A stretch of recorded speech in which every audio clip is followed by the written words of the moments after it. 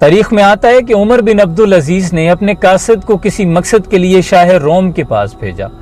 قاصد جب اپنا پیغام پہنچا کے وہاں سے نکلنے لگا تو اس نے محل سے نکلتے ہوئے کلام اللہ کی آواز سنی کہ کوئی شخص قرآن کریم کی تلاوت کر رہا ہے۔ بڑا چونکا، آواز کے تعاقب میں آگے بڑھا تو اس نے دیکھا کہ کوئی شخص چکی پیس رہا ہے اور ایک نابینا شخص ہے جو کہ قرآن کریم کی تلاوت کر رہا ہے۔ بڑا حیران ہوا، سلام کیا، لیکن اس شخص نے جواب نہیں دیا۔ تھوڑا اور قریب ہو کر سلام کیا تو بڑا حیران ہو کر اس نابینا شخص نے پوچھا کہ شاہ روم کے دربار میں سلام؟ تو اس پر قاصد نے کہا کہ شاہ روم کے محل میں قرآن کریم کی تلاوت، پہلے تم یہ بتاؤ کہ تم کون ہو؟ تو اس شخص نے کہا کہ میں مسلمان ہوں اور اس بادشاہ نے مجھ پر ظلم کیا کہ میں اسلام چھوڑ دوں۔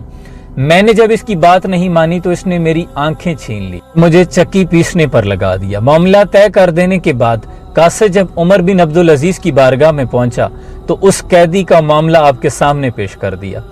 قربان جاؤں، کیسے لوگ تھے! اس روئے زمین نے کتنے شجاعت والے لوگ دیکھے ہیں۔ عمر بن عبد العزیز نے خاموشی اختیار نہیں کی، کسی مجلس کو نہیں بلایا اور یہ بھی نہیں کہا کہ ہماری اکانومی کمزور ہے، ہم اس نابینا شخص کے ساتھ کھڑے ہیں۔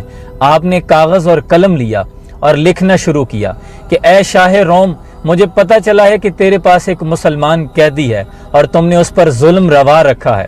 اگر تم نے اس خط کے پہنچنے کے بعد اس شخص کو قید سے رہا نہ کیا تو پھر تمہیں ایک ایسے لشکر جرار کا سامنا ہوگا جس کا پہلا جنگجو تیرے دربار میں اور آخری جنگجو میرے دربار میں ہوگا۔ سوال یہ پیدا ہوتا ہے کہ عمر بن عبد العزیز نے صرف ایک مسلمان کی خاطر اپنی ساری مملکت اور سلطنت کو داؤ میں کیوں لگایا اور جنگ کا فرمان کیوں جاری کیا؟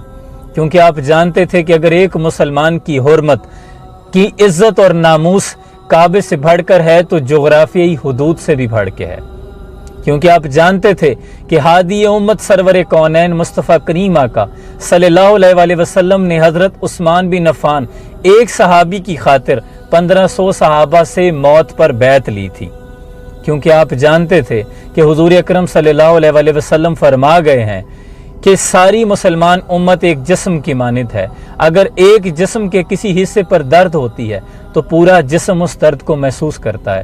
لیکن صد افسوس کہ آج ہم 2 ارب مسلمان ہونے کے باوجود اتنے ذلیل و رسوا ہو چکے ہیں کہ شام کی ایک بچی روتے ہوئے موت پہ آخری ہچکی لیتے ہوئے کہتی ہے کہ میں اپنے رب کو سب کچھ جا کر بتاؤں گی، اور عراق میں جنگ کے دوران ایک مسلم قوم کی بیٹی بھاگتے ہوئے کہتی ہے، التجا کرتی ہے کہ انکل میری تصویر مت بنائیں، میں بے